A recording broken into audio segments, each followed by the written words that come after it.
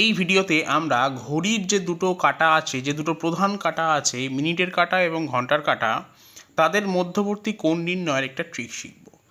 ট্রিকটা হলো extra Y মিনিটে, অর্থাৎ এক্স ঘন্টা ওয়াই মিনিটে ঘড়ির ঘন্টা এবং মিনিটের কাঁটা দুটির মধ্যবর্তী ক্ষুদ্রতম কোণটি হবে 30 into x minus y by 5 plus y by 2, যখন ঘন্টার কাঁটা মিনিটের কাঁটার থেকে এগিয়ে থাকবে।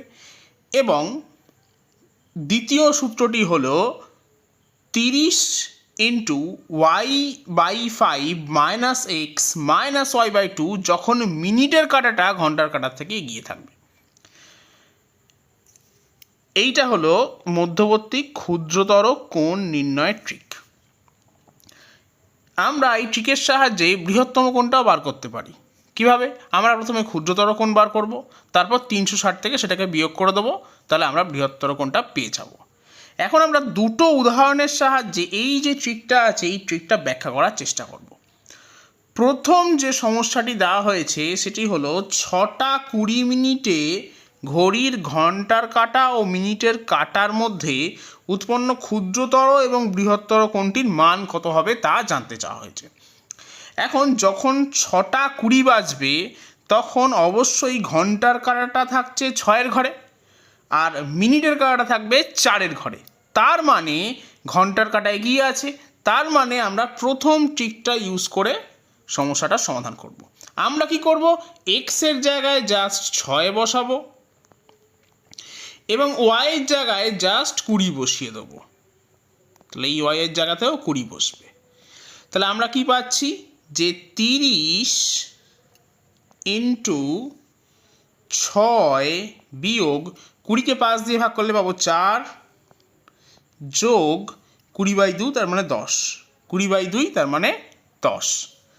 তাহলে এখান থেকে অ্যান্সার আসছে, এখানে ডিগ্রি হবে।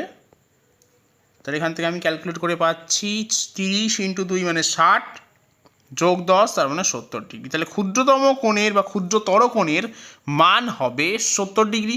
তাহলে বৃহত্তর কোণের মান আমরা কি করে বার করব? আমরা জাস্ট 360 ডিগ্রি থেকে 70 ডিগ্রিকে বিয়োগ করে দেব, পাবো 290 ডিগ্রি, এবং এটাই হবে বৃহত্তর কোণটা।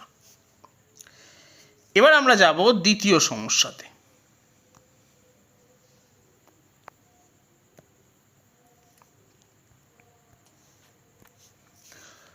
দ্বিতীয় সমস্যাতে বলা হয়েছে 7:40 ঘড়ির ঘন্টার কাঁটা ও মিনিটের কাঁটার মধ্যে উৎপন্ন ক্ষুদ্রতর ও বৃহত্তর কোণটির মান কত।